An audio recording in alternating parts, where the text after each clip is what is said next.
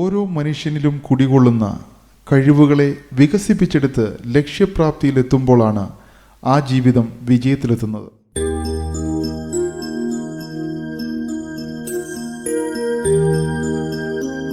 അത്തരത്തിൽ ജീവിത വിജയം കൈവരിച്ച ബഹുമാന്യ വ്യക്തിത്വത്തിൻ്റെ കഥയാണ് പെഗാസസ് ലൈവ് ബ്രോഡ്കാസ്റ്റിംഗ് മീഡിയ ഇന്ന് നിങ്ങൾക്കായി അവതരിപ്പിക്കുന്നത്.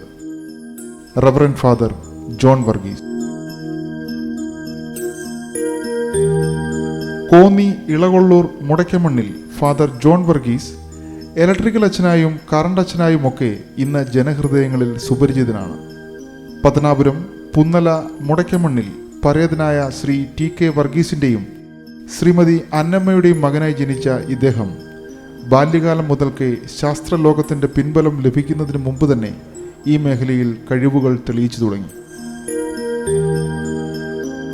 ബാല്യം കടന്ന് കൗമാരവും യൗവനവുമൊക്കെ എത്തിയപ്പോഴും വൈദ്യുതിയെ സ്നേഹിച്ച ജോൺ വർഗീസ് ദൈവനിശ്ചയം എന്നവണ്ണം തൻ്റെ ജീവിതത്തിൽ മറ്റൊരു തലം കൂടി ഉണ്ടെന്ന് മനസ്സിലാക്കുകയും വൈദിക വേലയിലേക്ക് ഇറങ്ങിത്തിരിക്കുകയും ചെയ്തു.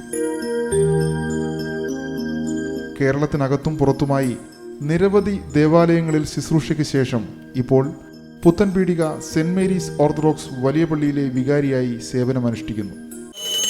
ഞങ്ങളെ രക്ഷയ്ക്ക് വേണ്ടി വന്നവനും ഞങ്ങളുടെ പുനരുത്ഥാനത്തിനും ഞങ്ങളുടെ വർഗത്തിന് നിത്യമായ പുതുക്കത്തിനും വേണ്ടി വരുവാനിരിക്കുന്നവനുമായ ദൈവപുത്ര, പാവപരിഹാരം നൽകുന്ന നിന്റെ ഈ ബലിപീഠത്തിൽ നിന്ന് നിരദാസർക്കായി പാവപരിഹാരം ഇറങ്ങുമാറാകണമേ.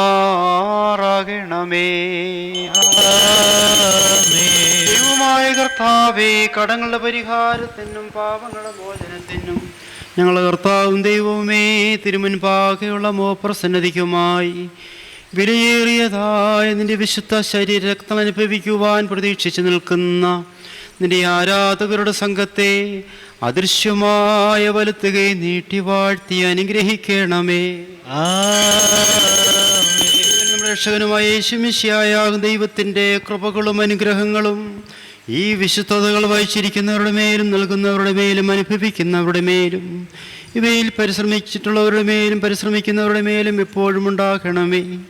ദൈവത്തിൻ്റെ അനുഗ്രഹങ്ങൾ ഞങ്ങളുടെ മേലും അവരുടെ മേലും രണ്ട് ലോകങ്ങളിലും എന്നും എന്നേക്കും ഉണ്ടായിരിക്കട്ടെ. സ്തുതി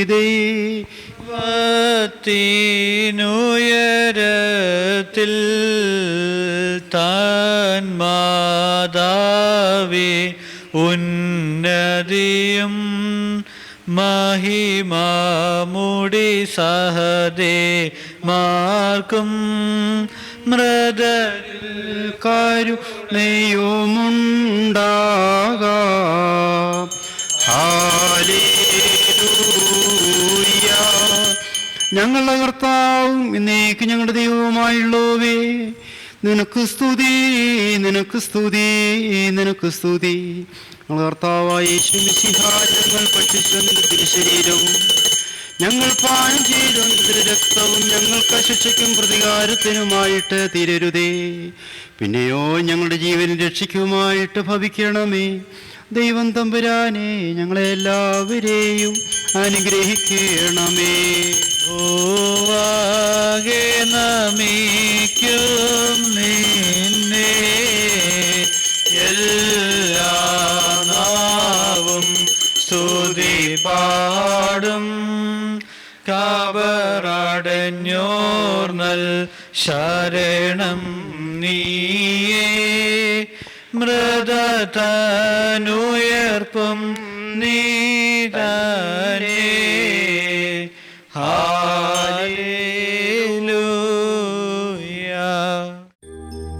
ജോൺ വർഗീസ് അച്ഛനെ കുറിച്ച് കാലം ചെയ്ത മലങ്കര ഓർത്തഡോക്സ് സഭയുടെ ഏഞ്ചൽ ബാവ എന്നറിയപ്പെടുന്ന പരിശുദ്ധ ബസേലിയോസ് മാർത്തോമ മാത്യൂസ് ദിദിയൻ കാതോലിക്ക ബാവ തിരുമനസിന്റെ വാക്കുകളിലേക്ക്. നല്ലൊരു കൊച്ചനെ കിട്ടിയിട്ടുണ്ട്. അച്ഛൻ വിചാരിച്ചാൽ അയ്യോ പിന്നെ എന്താ വഴിപോയിച്ച് നമ്മുടെ ഒസാമത്തിന് വേണ്ടി ഇരുപതാം ചോദിക്കുന്നത് കേട്ടോ, ആ അച്ഛനെ ഞാൻ വിട്ടുകൊടുക്കും.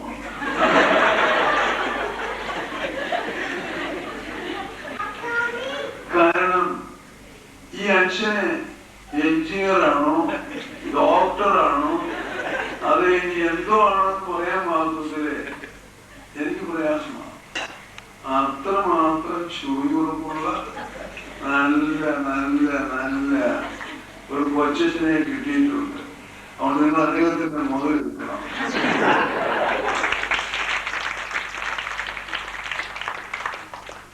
അദ്ദേഹത്തെ കൊണ്ട് ഹിമാലയൻ കാര്യങ്ങൾ നമ്മൾ ചെയ്യിക്കണം.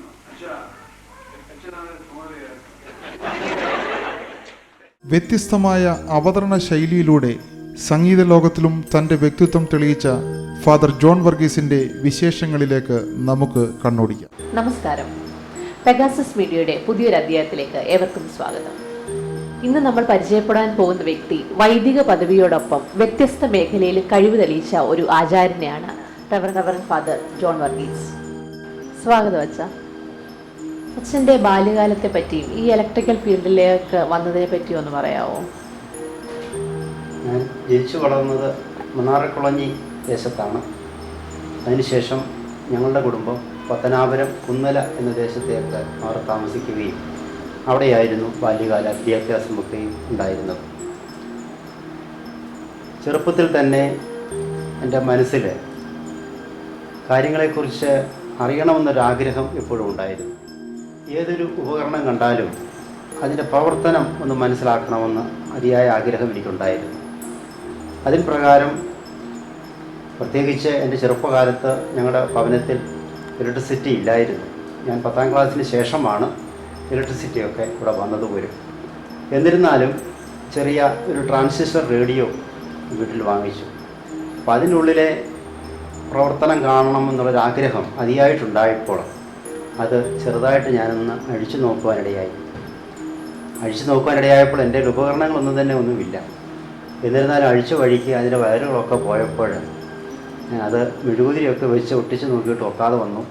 അപ്രകാരം ആ റേഡിയോ കേടാവുകയും വീട്ടിൽ നിന്ന് അടികിട്ടാതിരിക്കുവാൻ തക്കതുവണ്ണം അതെങ്ങനെയെങ്കിലും ഒന്ന് ശരിയാക്കണമെന്ന് ആഗ്രഹിച്ചിട്ട് ആദ്യം മെഴുകുതിരി വെച്ച് അതിൻ്റെ വയറുകൾ യഥാസ്ഥാനത്താക്കാൻ നോക്കി, ഒട്ടിച്ചാക്കാൻ നോക്കി. അത് പറ്റുന്നില്ല.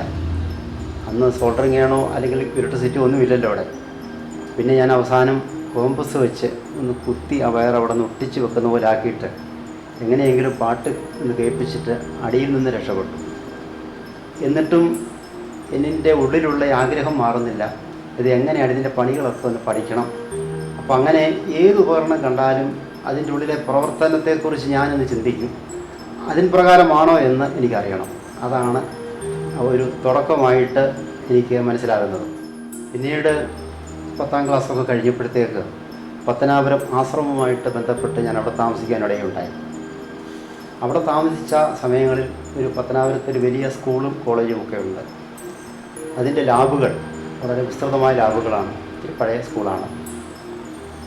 അങ്ങനെ ശനിയാഴ്ചകളിൽ ഞായറാഴ്ചകളിൽ സ്കൂളില്ലാത്ത അവസരത്തിൽ ഒരു വിധത്തിൽ ഞാൻ ലാബിൽ കടന്നു കയറുകയും അവിടെ ഉണ്ടായിരുന്ന ഉപകരണങ്ങൾ ഒക്കെ ഒന്ന് പരിശോധിച്ച് അതിൽ പരീക്ഷണങ്ങൾ നടത്തുകയുണ്ടായി.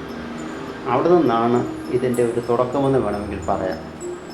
കാരണം സ്കൂൾ ലാബ് വിസ്തൃതമായ ലാബായതുകൊണ്ടും പ്രത്യേകിച്ച് ഫിസിക്സ്, കെമിസ്ട്രി ലാബുകളിൽ നിരന്തരമായ എല്ലാ ശനിയാഴ്ചകളിലും ഞായറാഴ്ചകളിലും അവിടെയാണ് എൻ്റെ വാസം.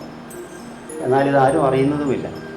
അവിടെ ഇരുന്നുകൊണ്ട് ഓരോന്നോരോന്ന് പരീക്ഷിച്ച് പതുക്കെ സോൾഡറിങ്ങിലോട്ട് കടക്കുകയുണ്ടായി. അവിടെ ഉണ്ടായിരുന്ന ആംപ്ലിഫയറുകൾ, അവിടെ ഉണ്ടായിരുന്നൊരു വാൽവ് റേഡിയോ, അവിടെ ഉണ്ടായിരുന്ന പഴയ കാലത്തെ വാൽവ് കൊണ്ട് തന്നെയുള്ള ഒരു പ്രൊജക്ടർ, അതിന് ആംപ്ലിഫയർ വാൽവ് വെച്ച്. ഇപ്പോഴാണല്ലോ ട്രാൻസിസ്റ്ററും IC-യിലോട്ടൊക്കെ മാറുന്നത്. അതൊക്കെ റിപ്പയർ ചെയ്ത് ഒരുവിധം ഒരു ഏകദേശം ഞാൻ ഉദ്ദേശിച്ച രീതിയിലൊക്കെ ഒന്ന് പഠിച്ചെടുക്കാനായിട്ട് എനിക്കിടയായി. സ്വന്തമായിട്ട്.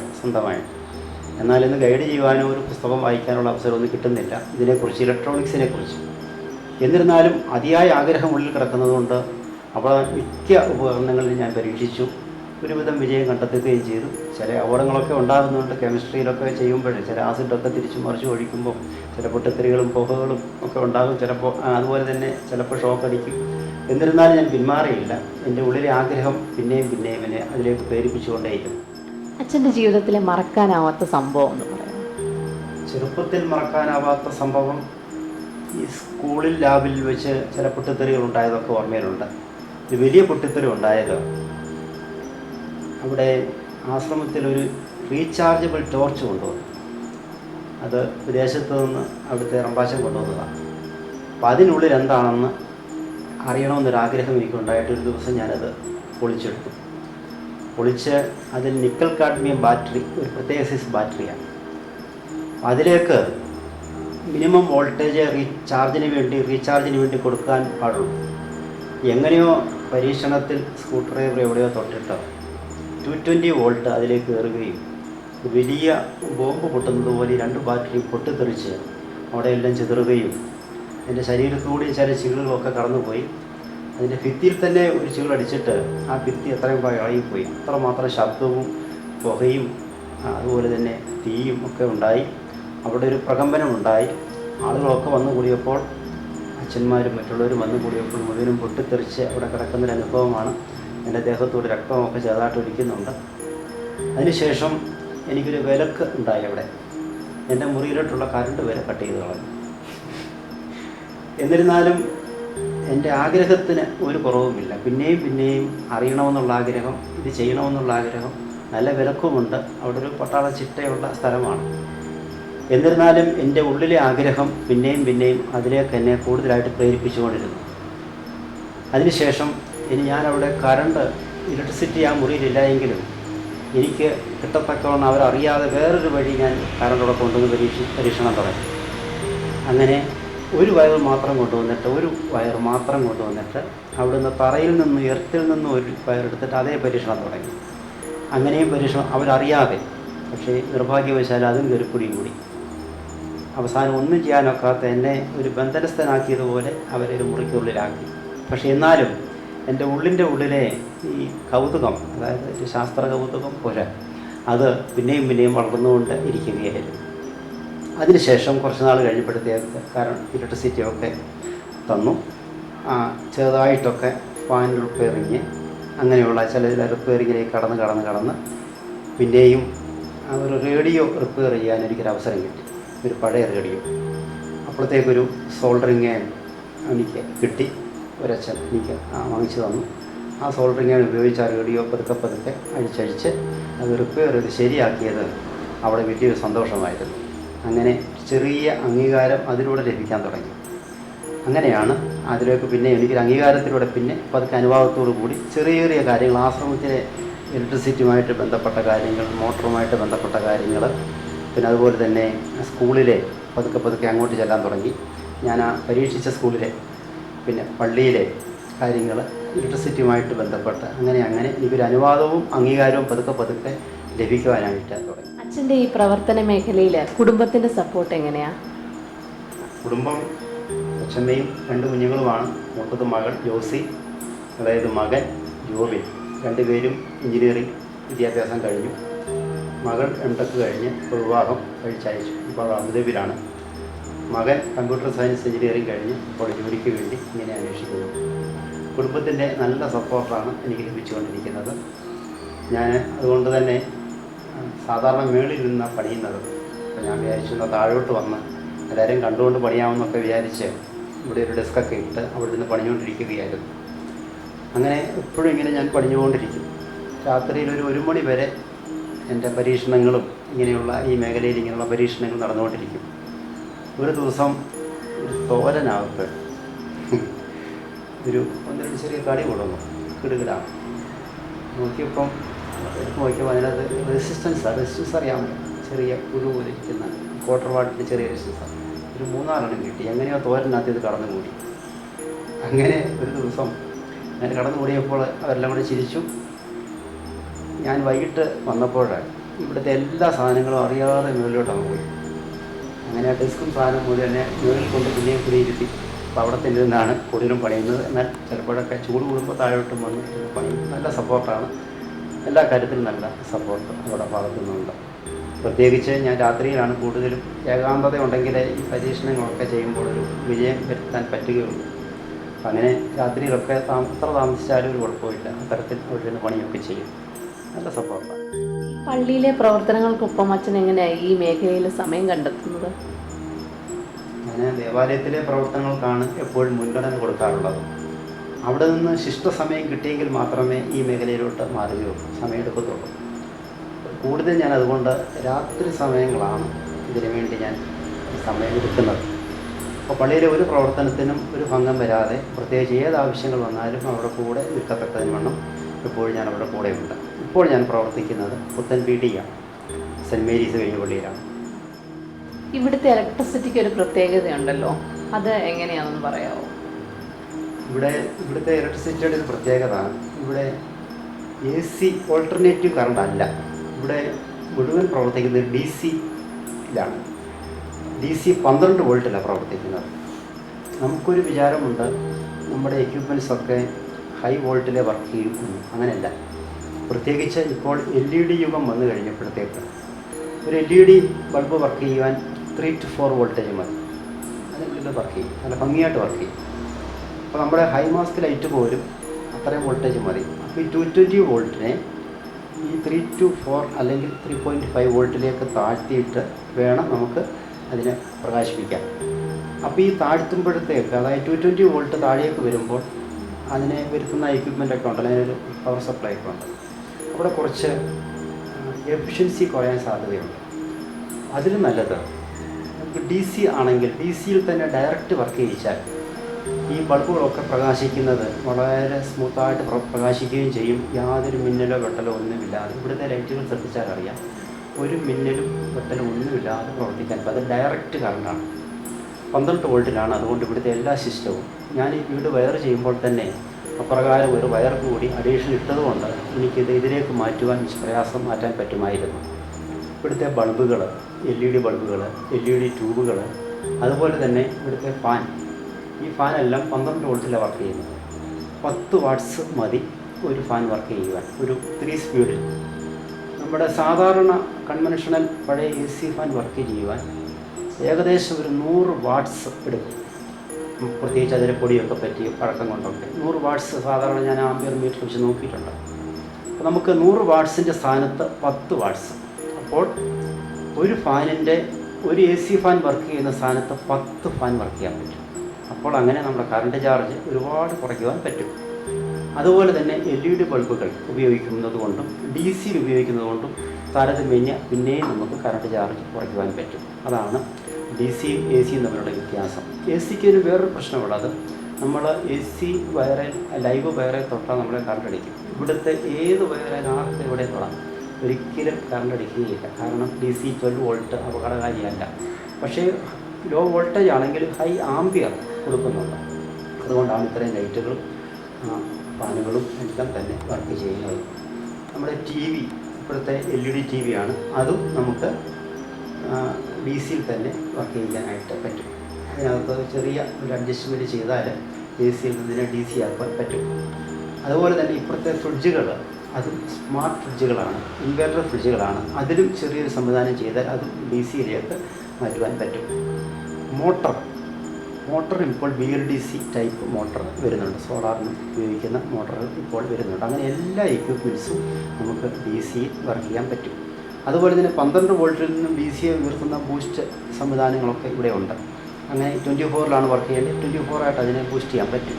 അങ്ങനെ DC-യിലേക്ക് തന്നെ നമുക്ക് എല്ലാ ലൈറ്റുകളും അല്ലെങ്കിൽ നമ്മുടെ വയറിങ്ങുകളും മാറ്റുവാനായിട്ട് പറ്റുകയും ചെയ്യും. അങ്ങനെയാണ് ഇപ്പോൾ ഇവിടെ DC. അതുകൊണ്ട് എനിക്ക് കറണ്ട് ചാർജ് വളരെ കുറവാണ്. തന്നെയുമല്ല, ഈ വീട് സോളാറിലാണ് വർക്ക് ചെയ്യുന്നത്. സോളാറിൽ വർക്ക് ചെയ്യുന്നതുകൊണ്ട് ഇവിടുത്തെ ഇലക്ട്രിസിറ്റി മീറ്റർ ഇങ്ങനെ കറങ്ങാറില്ല. തന്നെയുമല്ല, നമ്മൾ സാധാരണ സോളാറിൽ വർക്ക് ചെയ്യുന്നത് അതിനൊരു ബാറ്ററി, ഒരു കൺട്രോളർ, ഒരു ഇൻവെർട്ടർ സിസ്റ്റമുണ്ട്. അപ്പോൾ ആ ഇൻവെർട്ടർ വർക്ക് ചെയ്യുവാൻ 2 ആംപിയറെങ്കിലും, ഒരു 1 ആംപിയർ മുതൽ 2 ആംപിയർ വരെ കറണ്ട് നോ ലോഡിൽ കറണ്ട് എടുക്കും സാധാരണ. പക്ഷേ ഇവിടെ ഇൻവെർട്ടർ ഇല്ല. നോക്കിയാൽ ഇൻവെർട്ടർ ഇല്ലാത്തതുകൊണ്ട് ആ 2 ആംപിയർ കറണ്ട് നമുക്കിനി സേവ് ചെയ്യാൻ പറ്റും. അതാണ് ഒരു പ്രശ്നം. ആ 2 ആംപിയർ. അതുപോലെ ഇൻവെർട്ടറിൻ്റെ വേറൊരു ചെറിയൊരു പ്രശ്നം, അതിലെ ഫ്രീക്വൻസി എത്ര ആയാലും DC-യുടെ അത്രയും ഭംഗിയായിട്ട് വരികയില്ല.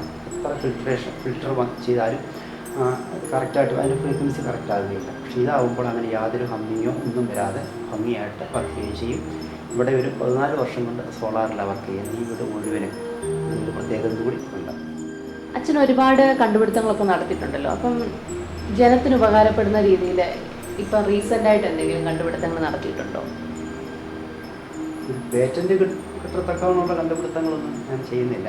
എന്നിരുന്നാലും ജനോപകാരപ്രദമായിട്ട് ചില കാര്യങ്ങളൊക്കെ ചെയ്തിട്ടുണ്ട്.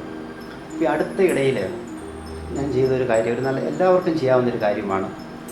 നമ്മുടെ എല്ലാ ഭവനങ്ങളിലും വീടുകളിലും ഇപ്പോൾ വണ്ടികളുണ്ട്, 1, 2, 3 വണ്ടികളുണ്ട്. ഇതിനെ ടയർ ഏറ് നിറയ്ക്കുക എന്ന് പറയുന്നത് ഒരു പണിയാണ്. നമുക്ക് തന്നെ വീട്ടിൽ തന്നെ സൗകര്യപ്രദമായിട്ട് ഇഷ്ടമുള്ള സമയത്ത് ഏറ് നിറയ്ക്കുവാനായിട്ട് നമുക്ക് പറ്റും. അതിന് ഞാൻ ചെയ്തത്, ഇതിന് ഒരു ആക്രി കച്ചവടക്കാരൻ പോയി. അപ്പോൾ അവനിവിടെ എന്തെങ്കിലും ഉണ്ടോ എന്ന് ചോദിച്ചു. ഞാൻ നോക്കിയപ്പോൾ പുതിയൊരു ഫ്രിഡ്ജ് അവൻ്റെ അവിടെ ഓട്ടോയിലിരിക്കുന്നതുകൊണ്ട് ഞാൻ ചോദിച്ചു എവിടുന്ന് വാങ്ങിച്ചാൽ ഇവിടുന്ന് അടുത്തുനിന്ന് കിട്ടിയതാണ്, തുച്ഛമായ വില കൊടുത്ത് കിട്ടിയതാണെന്ന്. ഞാൻ പറഞ്ഞത് കണ്ടിട്ടൊരു പുതിയ ഫ്രിഡ്ജ് പോലെ തോന്നി. നോക്കിയപ്പം പുതിയ ഫ്രിഡ്ജ് തന്നെയാണ്, ഒരു കുഴപ്പവുമില്ല. ഞാൻ ചെറുതായിട്ട് ഇങ്ങോട്ട് അടുപ്പിച്ച് വെച്ചിട്ട് അതിന് മീറ്റർ വെച്ച് ടെസ്റ്റ് നോക്കിയപ്പോൾ അതിൻ്റെ തെർമോസ്റ്റാറ്റ് മാത്രമേ പോയിട്ടുള്ളൂ. വളരെ 700 രൂപയോ എല്ലാം കൊടുത്തിട്ടുള്ളതിന്. ഞാൻ പറഞ്ഞു ഇതിങ്ങ് തരുമോ എന്ന് ചോദിച്ചപ്പോൾ അതതിന് അന്നേരം തന്നെ തരികയുണ്ടായി. ഞാനതിൻ്റെ കംപ്രസറും എല്ലാം പരിശോധിച്ചപ്പോൾ നല്ല പുതിയ ബ്രാൻഡ് ന്യൂ പോലെയുള്ള നല്ല കംപ്രസറൊക്കെയാണ്. ഞാൻ എന്ത് ചെയ്തു, അതിൻ്റെ കംപ്രസർ അതിൽ നിന്ന് ഊരിയെടുത്തിട്ട് അതിനെ വണ്ടിക്ക് എയർ കൊടുക്കത്തക്ക കാറ്റടിക്കത്തക്കതിനുമാണ് ഒരു സംവിധാനം അതേ ചെയ്തു കഴിഞ്ഞപ്പോൾ ഒരു 1.5 മിനിറ്റ് കൊണ്ട് ഇവിടുത്തെ കറണ്ടേ കാറ്റ് മുഴുവൻ അഴിച്ചു വിട്ടിട്ട് കൊടുത്തപ്പോൾ 1.5-2 മിനിറ്റിനകം അത് ഫുള്ള് എല്ലാം നടക്കാൻ പറ്റി. 40 വാട്ട്സ് പവർ കൺസപ്ഷൻ എടുക്കുന്നു. ശബ്ദമില്ല. നമ്മളെ ഒരു സ്ഥലത്ത് പോകേണ്ട കാര്യമില്ല. വീട്ടിൽ തന്നെ ആർക്കും ചെയ്യാവുന്ന രീതിയിലാണ് അത് ചെയ്തിരിക്കുന്നത്. ഒരു കുഴപ്പവും നല്ല പ്യുവർ എയർ അത് നിറയ്ക്കുവാനായിട്ട് നമുക്ക് പറ്റുകയും ചെയ്യും, നമ്മുടെ ഇഷ്ടത്തിനനുസരിച്ച്. അത് സിമ്പിളായിട്ട് ആർക്ക് വേണമെങ്കിലും കുട്ടികൾക്കൊക്കെ വേണമെങ്കിലും ചെയ്യാൻ പറ്റും. അത്തരത്തിൽ ഒരെണ്ണം ഇപ്പോൾ അടുത്തിടയിൽ ചെയ്തിട്ടുണ്ട്. അതാണ് ഒന്ന്.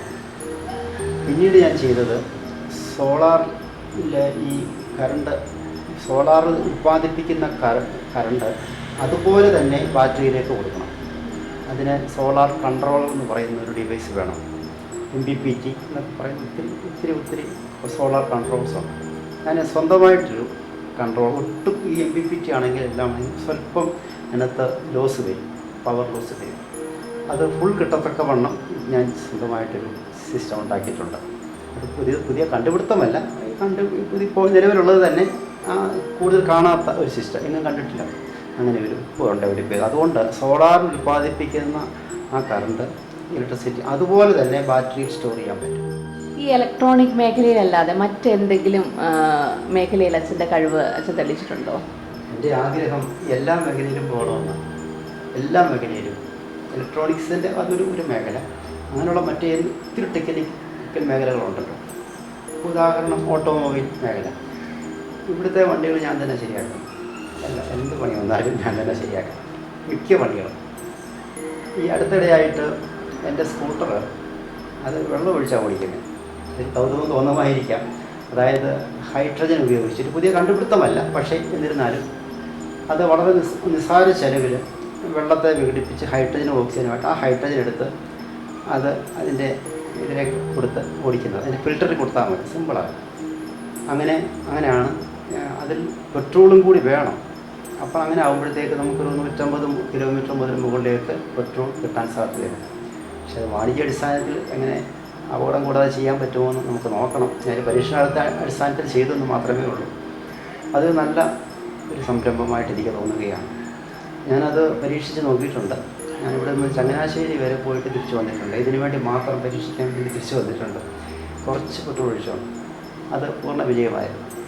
എന്നിരുന്നാലും ഞാനത് RTO പ്രശ്നങ്ങളൊക്കെ ഉള്ളതുകൊണ്ട് ഞാനത് ഇപ്പോൾ ഓടിക്കുന്നില്ല.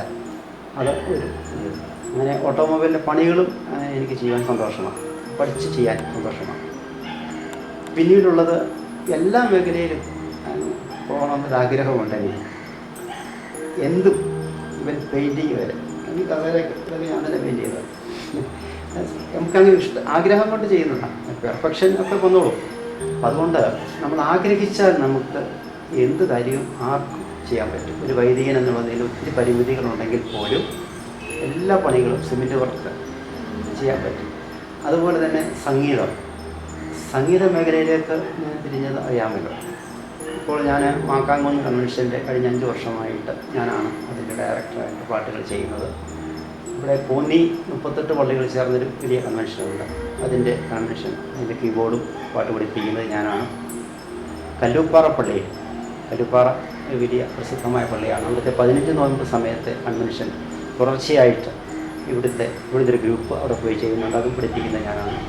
അപ്പം അങ്ങനെ അതുപോലെ തന്നെ ചില ചുറ്റുമുള്ള പള്ളികളിൽ ആവശ്യം വരുമ്പോൾ, അതുപോലെ തന്നെ ഭദ്രാസനത്തിൻ്റെ എന്തെങ്കിലും ഒരു ഫംഗ്ഷൻ ഒക്കെ അത്യാവശ്യമായിട്ട് വന്നാലും അവിടെ നിന്ന് പാട്ടിൻ്റെ ആവശ്യമുണ്ടെങ്കിൽ വിളിക്കാറുണ്ട്. അങ്ങനെ കോന്നിയിൽ ഒരു ചെറിയ ഗ്രൂപ്പ് ഇപ്പോൾ ഫോം ചെയ്ത് വെച്ചിട്ടുണ്ട്. എപ്പോൾ അത്യാവശ്യം വന്നാലും പാടത്തൊക്കെ വന്നു. എന്നെ സംബന്ധിച്ച് സംഗീതത്തിൻ്റെ വാസനയുണ്ട്. ഇപ്പോൾ ഞാൻ സംഗീതം പഠിച്ചുകൊണ്ടിരിക്കുന്നതൊന്നുമല്ല, ഒന്നുമില്ല ഇപ്പോഴും. എന്നിരുന്നാലും അങ്ങനെയൊരു വാസനയുണ്ടെന്ന് ഞാൻ അറിഞ്ഞത് എൻ്റെ ചെറുപ്പകാലത്ത് മദ്ബഹായിൽ കയറിയതിന് ശേഷമാണ്. ചില അച്ഛന്മാരൊക്കെ, പ്രത്യേകിച്ച് പത്തനാപുരത്തെ അച്ഛന്മാരൊക്കെ അവരുടെ പള്ളികളിൽ ഞായറാഴ്ച കുർബാനയ്ക്ക് അസിസ്റ്റ് ചെയ്യാൻ വിളിച്ചുകൊണ്ട് പോകുമായിരുന്നു. പാട്ടുകൾ പാടണം എന്നൊക്കെ പറയും. അങ്ങനെ അവിടെ പോയി, അവരുടെ കൂടെ പോയി അപ്പോൾ അങ്ങനെ മനസ്സിലായി. അതിനുശേഷം സെമിനാരിയിൽ പോയി കഴിഞ്ഞപ്പോൾ സെമിനാരിയിലെ മൽപ്പാനച്ചൻ എന്നോട് പറഞ്ഞ ജോൺ വർഗീസിന് പാട്ടിലേക്കൊന്ന് തിരിഞ്ഞാൽ നല്ലതായിരിക്കും, കഴിവുകളുണ്ടല്ലോ. അപ്പോൾ അങ്ങനെ പാട്ടിലേക്ക് തിരിഞ്ഞു. അങ്ങനെ സെമിനാരിയിലെ അത്യാവശ്യം പാട്ടുകളും എക്കാർസ്റ്റ് എന്ന് പറയും. സെമിനാരിയിലെ പാടുന്നവരെ എക്കാർസ്റ്റ് എന്നാണ് പറയുന്നത്. അതായിട്ട് അതിന് പരീക്ഷ പോലെ ഉണ്ട്, അവർ സെലക്ട് ചെയ്യും. അതൊക്കെ ആകാൻ പറ്റി. ഇൻസ്ട്രുമെൻ്റ് അത് പഠിക്കണമെന്ന് അതിയായ ആഗ്രഹം, വലിയ കൊതിയായിരുന്നു ചെറുപ്പം മുതലേ. ഇപ്പോൾ ഞാൻ കീബോർഡ് നല്ലതായിട്ട് വായിക്കാൻ കഴിയുന്നുണ്ട്. ശാസ്ത്രീയമായിട്ടല്ലെങ്കിലും പള്ളിയിലെ ആവശ്യങ്ങൾക്കും മറ്റുള്ള ഈ കൺവെൻഷൻ പ്രോഗ്രാംസിനൊക്കെ ഞാൻ വായിക്കും. അവിടെ ചെറുപ്പത്തിൽ നമുക്കറിയാമല്ലോ, അതിനുള്ള സൗകര്യങ്ങളൊന്നുമില്ലായിരുന്നു. സെമിനാരിയിൽ ചെന്നപ്പോൾ അവിടെ ഒരു ഹാർമോണിയം ഇരിപ്പുണ്ടായിരുന്നു. പക്ഷേ ഈ ഹാർമോണിയത്തിന് വോളിയം കുറയ്ക്കാനോ കൂട്ടാനോ പറ്റുകയില്ല, അത് അമക്കിയാൽ ഒരേ ശബ്ദം. അതുകൊണ്ട് അവിടെ ഒരു മുറിക്കകത്തിരുന്ന് ആ മുറി അടച്ചിട്ട്, സെമിനാരിയുടെ നിയമങ്ങളൊക്കെ പ്രത്യേകതയാണല്ലോ, ആ മുറി അടച്ചിട്ട് അവിടെ ഇരുന്നിട്ട് ഹാർമോണിയം പതുക്കെ പതുക്കെ വായിക്കാൻ തുടങ്ങി. എനിക്കൊന്നും അറിയത്തില്ല. എന്നിരുന്നാലും ആഗ്രഹം കൊണ്ട് പതുക്കെ ഓരോ പാട്ടുകൾ പഠിച്ച്, ദൈവത്തിന് സ്തോത്രം, എന്തത് ശേമയൊക്കെ ഇങ്ങനെ ഒത്തിരി സമയം എടുത്ത് പഠിച്ച് അവിടെ വെച്ച് ചെറിയൊരു ബാലപാഠം പഠിച്ചു. അതിനുശേഷം ഞാൻ ഷമ്മാശനായി തിരുമലയുടെ കൂടെ ഒക്കെ നടക്കുമ്പോൾ സെക്രട്ടറിയായിട്ടൊക്കെ പോകും. ഇച്ചിരി ആൾക്കാർ സംഭാവനയൊക്കെ ആദ്യം വാങ്ങിച്ചത് കാഴ്ചയോടെ ഒരു ചെറിയ കീബോർഡാണ്. അത് 89 അതേൽ പതുക്കെ ഇങ്ങനെ പഠിച്ച് അതിനുശേഷം ഞാൻ 90 ആൻഡമാൻസ് അച്ഛനായതിനു ശേഷം ആൻഡമാൻസിൽ വിട്ടു. അവിടെ ഇഷ്ടംപോലെ സ്വാതന്ത്ര്യം ഉണ്ടായിരുന്നു. എൻ്റെ ഹോബി മുഴുവനും ഇതിനകത്തായി, ഈ മ്യൂസിക്കിലായി. അത് രാത്രിയുടെ യാമങ്ങളിലൊക്കെ ഇരുന്ന് വായിച്ച് പറഞ്ഞു തരാനോ ഒന്നും ആളില്ല. സ്വന്തമായിട്ട് പഠിച്ച് അങ്ങനെ പതുക്കെ ഗ്രാജുവലായിട്ടാണ് ഇപ്പോഴത്തെ ഈ നിലയിലേക്കെങ്കിലും വരുവാനായിട്ട് പറ്റിയത്. അങ്ങനെയാണ് ഇപ്പോൾ. അതുകൊണ്ട് അനേകർക്ക് പാട്ടുകൾ പഠിപ്പിക്കുവാനും അതുപോലെ തന്നെ കൺവെൻഷനുകളൊക്കെ സംബന്ധിക്കുവാനും സാധിക്കുന്നുണ്ട്. ഈ സഹോദരി സഭകളിൽ എങ്ങനെയാണ് അച്ഛൻ്റെ പ്രവർത്തനം? സഹോദരി സഭകളിൽ പ്രത്യേകിച്ച് ഞാൻ സൗണ്ട് സിസ്റ്റവുമായിട്ട് ബന്ധപ്പെട്ട് ഒത്തിരി പ്രവർത്തിക്കുന്നുണ്ട്. നമ്മുടെ ദേവാലയങ്ങളിൽ സൗണ്ട് സിസ്റ്റം നമ്മൾ ഇറക്റ്റ് ചെയ്യുന്നുണ്ട്. പക്ഷേ യഥാർത്ഥത്തിൽ ആ പള്ളിക്ക് ആവശ്യമുള്ളതാണോ എന്ന് എനിക്ക് സംശയമുണ്ട്. കൂടുതലും വില കൊടുത്ത് നല്ല കമ്പനികളിലൊക്കെ വാങ്ങിച്ചു വെച്ചാലും ആ പള്ളിയുടെ ഹോളിന് ആവശ്യമില്ലാത്തതൊക്കെയാണ് കൂടുതലും വെക്കാറുള്ളത്. അതൊരു കച്ചവടക്കാരെ കൊണ്ടൊന്ന് ഏൽപ്പിക്കുന്ന രീതിയാണ് വരുന്നത്. അതിന് ഞാനൊരു ദിവസം ഒരു ക്ലാസ് എടുത്തിരുന്നു. നമ്മുടെ സഭയുടെ ഒരു ചാനലിൽ ക്ലാസ് എടുത്തിരുന്നു. അത് കേട്ട് അനേകർ എന്നോട് വിവരം തിരക്കാറുണ്ട്. അതുകൊണ്ട് മറ്റ് സഭകളും ആ യൂട്യൂബ് ചാനൽ കാണുന്നുണ്ടല്ലോ. അതിന് പ്രകാരം കത്തോലിക്ക സഭ, മാർത്തോമാ സഭ, നമ്മുടെ ഓർത്തഡോക്സ് സഭ, യാക്കോബായ സഭ, ഈ പള്ളികളിലൊക്കെ ഞാൻ പോയി സൗണ്ട് ഡയറക്ഷനുമായി, പ്രത്യേകിച്ച് സൗണ്ട് സിസ്റ്റം എങ്ങനെയാണ് സെറ്റ് ചെയ്യണം, ഏത് ആവശ്യമുള്ള സൗണ്ട് സിസ്റ്റം, അതുപോലെ തന്നെ ആ പള്ളിക്ക് എത്രമാത്രം വാട്ട്സ് വേണം, എന്തൊക്കെ വേണം, അത് ഞാൻ പറഞ്ഞു കൊടുക്കാറുണ്ട്. അങ്ങനെ മറ്റു പള്ളികളിലൊക്കെയും പോകാറുണ്ട്. അതുപോലെ സംഗീതവുമായിട്ട് ബന്ധപ്പെട്ടും ഇതുപോലെ മറ്റ് സഭകളിൽ പോകാറുണ്ട്. ഞാൻ ഗൾഫിൽ ഒന്ന് പോയിരുന്നു, UAE. അത് ഇതുമായിട്ട് ബന്ധപ്പെട്ട ശുശ്രൂഷ സംഘത്തിന് ആരാധന എങ്ങനെ മെച്ചപ്പെടുത്താം എന്നതിനെക്കുറിച്ചൊരു ക്ലാസ് എടുക്കാനും മ്യൂസിക്കുമായിട്ട് ബന്ധപ്പെട്ട് പോയത്. UAE എല്ലാ പള്ളികളിലും ആൾക്കാർ സംബന്ധിച്ചു. അങ്ങനെ സംബന്ധിച്ചത് കൊണ്ടായിരിക്കാം മർത്തോമ സഭയിൽ നിന്നും കത്തോലിക്ക സഭയിൽ നിന്നും പാത്രിയർക്കി സഭ യാക്കോബായ സഭയുടെ പള്ളിയിൽ നിന്നും എന്നെ ഫോൺ വിളിച്ചു. അച്ഛനെ ഞങ്ങളുടെ പള്ളിയിൽ ഒന്ന് വരണം, പ്രത്യേകിച്ച് സൗണ്ട് സിസ്റ്റവും മ്യൂസിക് സിസ്റ്റവും അതുപോലെ തന്നെ അവിടുത്തെ കൊയറും ഒക്കെ നോക്കണം. അങ്ങനെ ഷാർജ മർത്തോമപ്പള്ളിയിൽ ഒരു ദിവസം ഞാൻ പോവുകയുണ്ടായി. ഒരു ദിവസം ഫുള്ള് അവിടുത്തെ കൊയറും അതുപോലെ തന്നെ അവിടുത്തെ മ്യൂസിക് സൗണ്ട് സിസ്റ്റവും ഒക്കെ ഒന്ന് സെറ്റ് ചെയ്യാൻ. അതുപോലെ ജബിലാലി മർത്തോമപ്പള്ളിയിൽ പോകാൻ അവസരം കിട്ടി. തൊട്ടപ്പുറത്തെ യാക്കോബായ പള്ളിയിൽ പോകാൻ അവസരം കിട്ടി. അതുപോലെ തന്നെ ഗ്രീക്ക് ഓർത്തഡോക്സ് സഭയാണെന്ന് തോന്നുന്നു, തൊട്ടപ്പുറത്തൊരു പള്ളിയാണ്. അവിടുത്തെ സൗണ്ട് സിസ്റ്റവും ഞാനൊന്ന് നോക്കുകയുണ്ടായി, ഒന്ന് ശരിയായി ക്രമപ്പെടുത്തുകയുണ്ടായി. നല്ല സിസ്റ്റംസാണ് അവിടെയൊക്കെ ഇരിക്കുന്നത്. പക്ഷേ അതൊന്ന് ക്രമപ്പെടുത്തി വെക്കുവാനുള്ള ജ്ഞാനം വേണമല്ലോ. അങ്ങനെ എല്ലാ പള്ളികളിലും, അവിടുത്തെ ക്രിസ്ത്യൻ പള്ളികളിലൊക്കെ മിക്ക പള്ളികളിലും വിദേശ ഒരു പള്ളികളിലും പോകാനായിട്ട് ഇടയായി ഈ സമയത്ത് ഓർക്കുകയാണ്. നമ്മുടെ മലങ്കര കത്തോലിക്ക സഭയുടെ ഇവിടുത്തെ കാതോലിക്ക അദ്ദേഹത്തിൻ്റെ ഇടവക പള്ളിയിൽ മല്ലപ്പള്ളിക്കടുത്ത് അവിടെയും ശബ്ദ സംവിധാനം ചെയ്തിരിക്കുന്നത് ഞാനാണ്. അങ്ങനെ കത്തോലിക്ക പള്ളികളിൽ ധാരാളം കത്തോലിക്ക പള്ളികളിലും അതുപോലെ മർത്തോമ പള്ളികളിലും ഒക്കെ പോകാറുണ്ട്. ആരാധന മനോഹരമാക്കാനായിട്ട് ഈ സൗണ്ട് സിസ്റ്റത്തിൻ്റെ പങ്കെന്താ? ആധുനിക കാലത്തിൽ സൗണ്ട് സിസ്റ്റത്തിന് വലിയ ഒരു പങ്ക് ഉണ്ടെന്നുള്ളത് നമുക്കറിയാമല്ലോ. പഴയ കാലങ്ങളിൽ ആരാധനയ്ക്ക് മൈക്ക് സിസ്റ്റം ഇല്ലായിരുന്നു. അടുത്ത കാലത്ത് പതുക്കെ വന്ന് ഇപ്പോൾ വലിയ ശബ്ദമുള്ള സൗണ്ട് സിസ്റ്റമാണ് പൊതുവെ എല്ലാ പള്ളികളിലും വെക്കുന്നത്. യഥാർത്ഥത്തിൽ ആ പള്ളിക്ക് യോജിച്ചതായിട്ടുള്ളത് വേണം വെക്കുവാൻ. നമ്മുടെ എല്ലാവരുടെയും വിചാരം ഒരു കൂടിയ കമ്പനിയുടേത്, നല്ല വിലയുള്ളത്, ലക്ഷക്കണക്കിന് വിലയുള്ളത് വെച്ചാൽ ആരാധന മനോഹരമാക്കാമെന്നാണ്. അല്ല, ഹോളിൻ്റെ ഒരു ഹോള്, അതിൻ്റെ അക്വസ്റ്റിക് നമുക്ക് കേൾക്കുമ്പോൾ അറിയാം. അതുമായിട്ട് ബന്ധപ്പെട്ട് മാത്രമേ സൗണ്ട് സിസ്റ്റം വെക്കാവൂ. അല്ലാതെ ഒത്തിരി വാട്ട്സ് കൂടിയത് കൊണ്ട് ഒരു മനുഷ്യന് സഹിക്കാമാവുന്ന ഒരു dB ലെവലുണ്ട്. അതിൽ കൂടിയാൽ അത് അരോചകമാകത്തേ ഉള്ളൂ. പലപ്പോഴും പല പള്ളികളിലും ചെന്നാൽ നമുക്ക് ആരാധനയ്ക്ക് നിൽക്കുമ്പോൾ ചങ്കിടിക്കുന്നത് പോലെ തോന്നുന്നു. ഇതിൻ്റെ ഈ ശബ്ദവും ഒക്കെ അങ്ങോട്ട് വരുന്നത്, പ്രത്യേകിച്ച് മദ്ബഹായിലെ ശുശ്രൂഷകരും മറ്റും മൈക്ക് അടുപ്പിച്ച് വെച്ചിട്ട് വലിയ ശബ്ദത്തിൽ ചൊല്ലുമ്പോഴത്തേക്ക് ഈ ആരാധന കൃത്യമാകുന്നതിന് പകരം വികൃതമാകുന്നത് പോലെ തോന്നുകയാണ്. പക്ഷേ പാടുന്ന ആൾ വിചാരിക്കുന്നത് മനോഹരമാണെന്ന്, പക്ഷേ കേൾക്കുന്ന വിശ്വാസികൾക്ക് അരോചകമാണ്. അതുകൊണ്ട് എൻ്റെ അഭിപ്രായത്തിൽ ഒരു dB ലെവലുണ്ട്. ആ ലെവലിനപ്പുറം ഒരിക്കലും പോകാൻ പാടില്ല. എത്ര വലിയ പള്ളിക്കും ഒരു 200 വാട്ട്സിൽ കൂടുതൽ ആവശ്യമില്ല. ഇത് കേൾക്കുമ്പോൾ ചിലർക്ക് അതിശയം തോന്നാം. നമ്മൾ ഒരു 10,000 വാട്ട്സിൻ്റെ സിസ്റ്റം കൊണ്ടുവച്ചാലും 200 വാട്ട്സിൽ കൂടുതലൊന്നും ഉപയോഗിക്കാൻ പറ്റുകയില്ല, അവിടുന്ന് കൺസ്യൂം ചെയ്യാൻ പറ്റുകയില്ല. നമ്മുടെ ഒരു മിഥ്യാധാരണയാണ് വലിയ സിസ്റ്റം വെച്ച്. അങ്ങനെയല്ല, പ്രാക്ടിക്കലി ഞാൻ പ്രൂവ് ചെയ്തിട്ടുള്ളത്. അതുകൊണ്ട് ആരാധന എത്രയും മനോഹരമാക്കുവാൻ മൈക്ക് ഉപയോഗിക്കുന്നവർ ആ ശബ്ദം കേട്ടിട്ട് അവർ തന്നെ നിയന്ത്രിക്കണം. മൈക്രോഫോണിൻ്റെ അകലം നിയന്ത്രിച്ചാൽ അത് മനോഹരമാകും. പാട്ടിൻ്റെയും ആരാധനയിലെ സംബന്ധിക്കുന്നതിനൊരു സൈക്കോളജിയുണ്ട്. വലിയ ശബ്ദം വന്നാൽ ആളുകൾ മിണ്ടാതിരിക്കും.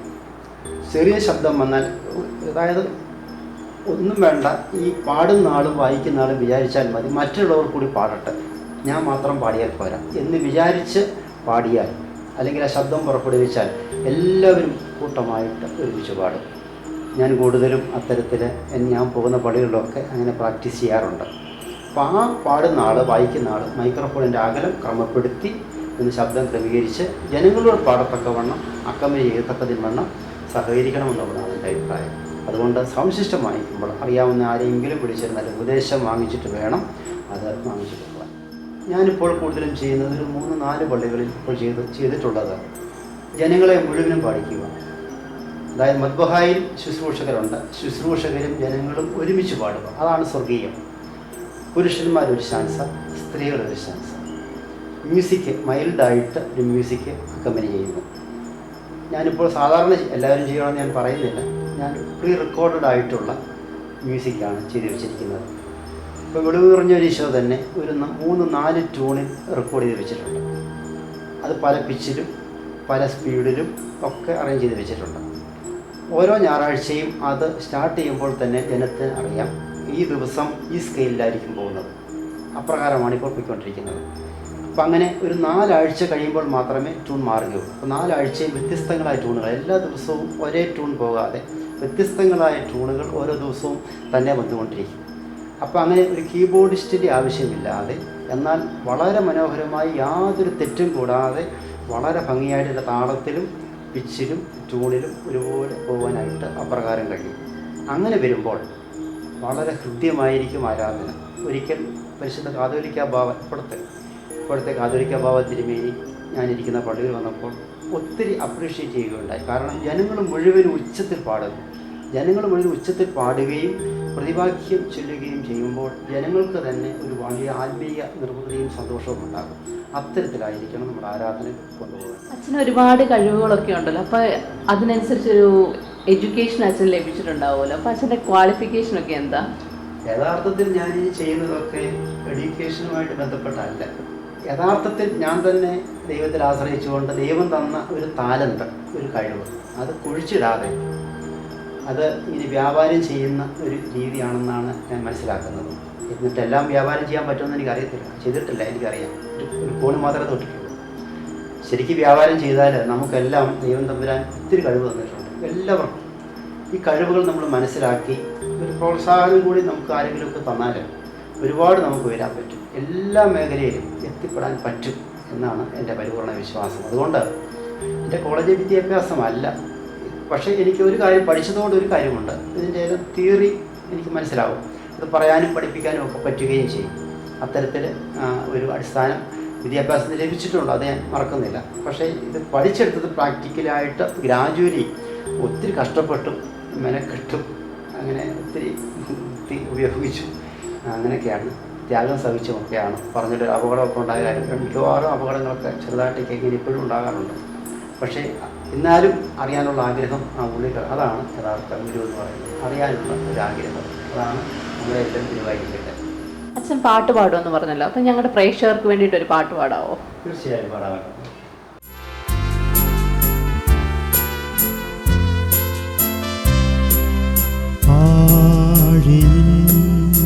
ആഴിനലകൾ പോൽ ആകാശമഴകൾ പോൽ, ആഴിനലകൾ പോൽ ആകാശമഴകൾ പോൽ, അളവിന്മേൽ കൃപ പകർന്നു തരും അനുദിനം തിരുകൃപ തുടർന്നു തരും.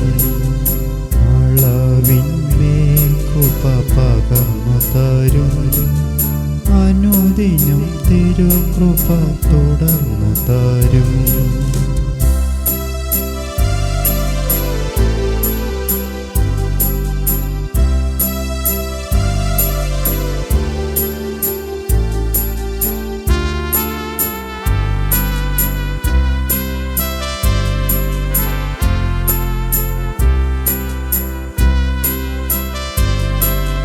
മരുഭൂമി പുതുമഞ്ഞ കനിഞ്ഞു തരും, മാറായൻ ഉറവയെ മധുരമാക്കും.